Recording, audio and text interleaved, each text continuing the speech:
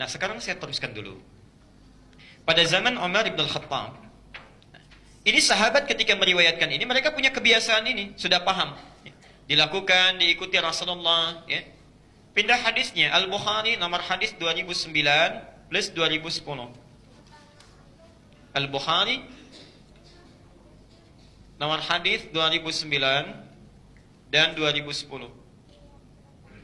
Di kitab Darul Hadis yang warnanya merah, ada birunya atau hijaunya sedikit, ya. Itu di jilid kedua halaman 62.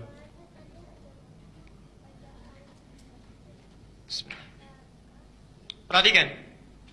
Sahabat terbiasa meniru sifat salat Nabi, terutama dua imam besar tadi, baik Abdullah bin Mas'ud ataupun Ubay bin Ka'ab dan sahabat yang lain. Tibalah di masa Umar, karena belum dijelaskan ketentuan pelaksanaannya, yang dimaksudkan ataukah berjamaah ataukah sendirian. Karena Nabi 3 hari pertama pernah berjamaah. Nabi datang, sahabat ikut. Hari berikutnya tambah banyak, hari berikutnya tambah banyak. Sehingga Nabi memutuskan saya sholat di rumah. Bukan ingin melarang jamaah, tapi khawatir sholat itu jadi wajib. Disenangi Allah jadi wajib. Di poinnya, yang diprioritaskan berjamaah poinnya. Ya. Cuma karena khawatir menjadi wajib, Nabi kembali ke rumahnya. Ya. Dari sini, sampai ke zaman awal Umar bin Khattab, terlihat. Orang mengambil kesimpulan beda-beda. Ada yang menyimpulkan berjamaah, begitu masuk masjid, ada sebagian berjamaah. Sebagian sendiri-sendiri. Jadi nggak beraturan. Ya. Ada yang berjamaah di pojok kanan, jamaah kiri, di belakang sendirian. Ya, masing-masing. Umar tidak nyaman melihat itu. Saya persingkat saja di dua hadis ini, nomor hadis 2009 dan 2010 di Al-Bukhari. Kemudian Umar berinisiatif berijtihad. Dikembalikan kepada ketentuan yang pertama, yang 3 hari Nabi di masjid itu. Ya. Masya Allah, dihimpun jadi satu, semua mesti di masjid berjamaah, yang sanggup ke masjid. Ditunjuklah Ubay bin Ka'ab untuk mengimami. Disitulah mulai pertama kali kembali orang-orang ke masjid. Yang jadi imam siapa? Ubay bin Ka'ab. Ya, Ubay bin Ka'ab. Ubay, saya tadi sudah ceritakan, Masya Allah. Karena beliau sangat disukai bacaannya oleh Nabi, tahu sifat salat Nabi, diimami 11 rakaat. Dan persis sifat salat Nabi. Ya. 1 rakaatnya panjang, kan? 2 rakaat yang pertama mulai terus disempurnakan ayat-ayatnya. Besoknya jamaah mulai menurun. Turun. Karena nggak kuat berdiri. Nggak kuat berdiri. Akhirnya dilihat oleh Umar, kenapa begini?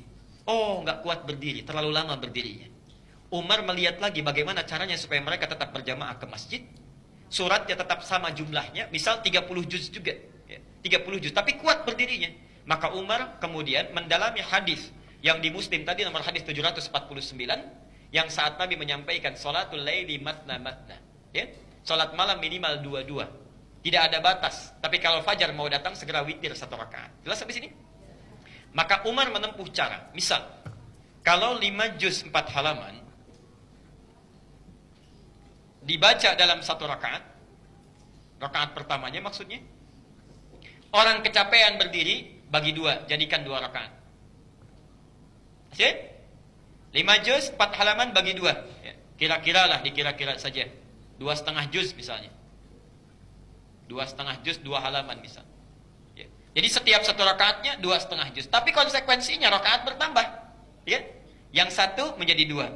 Mengambil dasar dalil tadi. Ya. Karena Nabi 10 tadi, 10 kan? Ya. Kemudian beliau lakukan itu di tiap rakaatnya, bacanya cukup panjang, dibagi 2 oleh Umar. 10 kali 2 berapa? 20. Dari situlah kemudian jumlah rakaatnya ditambah tapi bacaannya tetap sama.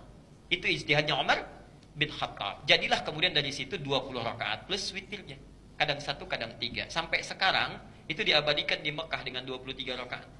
Karena presiden yang minta, khalifah yang minta, semua sahabat ikut. Semua sahabat ikut pada masa itu. Tapi tidak menafikan yang 11 itu. Karena nanti ada yang kembali juga 11. Ya. Nah karena itu kita simpulkan, kalau ada orang yang menunaikan 20 rakaat, sebetulnya misi pertamanya bukan ingin memperbanyak jumlah rakaat, misi pertamanya.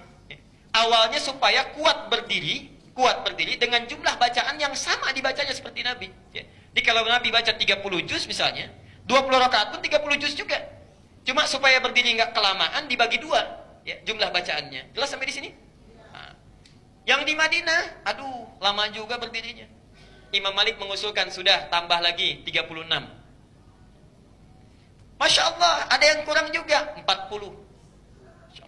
Perhatikan para sahabat, tabi'in, salafus soleh, para ulama. Mereka ketika ingin menambah rakaat pun, motifnya bukan ingin cepat-cepat. Motifnya itu bagaimana sholatnya seperti Nabi, masih panjang juga, bisa dikejar, dan tidak keluar dari ketentuan yang telah disebutkan oleh Rasulullah. Jadi inilah asalnya, di zaman Umar, kenapa 11 bisa menjadi 20 dan seterusnya. Di Madinah sampai sekarang 36, ya. Kita mempertahankan yang 11, karena itu bagian dari sifat sholat Nabi-nya, dari sisi jumlah rakaat, maka tidak ada persoalan di sini. Yang 11, yang 20, yang 36, bahkan 40, silahkan, tapi poin utamanya, tunaikan dengan tarawih. Tarawih. Jadi aneh, kalau yang 11 rakaat selesainya jam setengah 9, ya, yang 20 rakaat jam 8 sudah selesai. Itu aneh namanya, ya, aneh. Tapi lebih aneh lagi, sudah sedikit pengen cepet, ya. Nah ini barangkali penting untuk kita koreksi di sini.